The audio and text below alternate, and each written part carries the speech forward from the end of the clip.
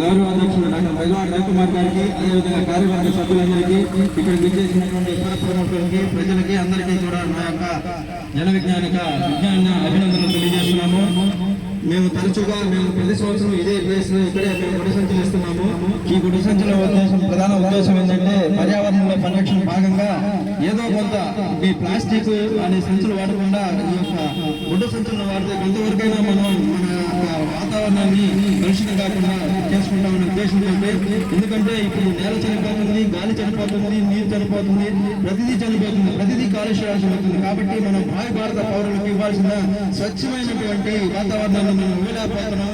ఈ సైన్స్ ఎంత పెరుగుతుందో అదేవిధంగా ఈ యొక్క వాతావరణం కూడా కలుషితమవుతుంది. కాబట్టి మనం వీలైనంత వరకు, అంటే మనం పూర్తిగా కాకపోయినా మనం చేతనైన ప్రతి ఒక్కరూ నడుము బిగించి ఇటువంటి కార్యక్రమాల్లో పాల్గొని, అదేవిధంగా మేము వచ్చేటటువంటి గుడ్డ సంచులు తీసుకొని మీరు ప్రతి ఒక్కరు కూడా మీరు మార్కెట్కి వచ్చేటప్పుడు ఇటువంటి గుడ్డ సంచులు మాత్రమే వాడండి. ఆ ప్లాస్టిక్ సంచులు వాడబాకండి. ఆ ప్లాస్టిక్ సంచులు వాడడం వల్ల ఏమవుతుందంటే ఆ ప్లాస్టిక్ సంచులు భూములు ఇంకిపోకుండా అవి అక్కడే నీరు భూములు అట్లా ఉండిపోతున్నాయి. దానివల్ల నీరు ఇంకిపోకుండా భూమి కలుషితమవుతుంది. అదేవిధంగా ఆ ప్లాస్టిక్ సంచులన్నీ కూడా గుట్టపోసి మనం కానీ కాల్చినా కానీ దానికి సంబంధించినటువంటి కెమికల్ వాసన కానీ ఆ యొక్క రసాయన పదార్థాల వల్ల గాలి కూడా కలుషితమవుతుంది. సో ఈ ప్లాస్టిక్ వల్ల భూతం అయిపోయింది మన సమాజంలో.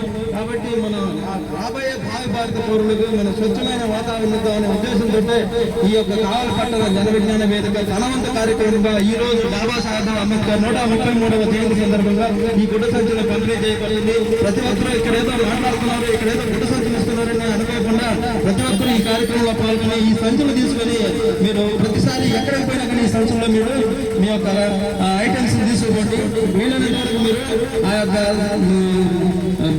ప్లాస్టిక్స్ బ్యాగ్స్ ని మీరు నిరోధించండి. ఈ అవకాశం ఇచ్చినటువంటి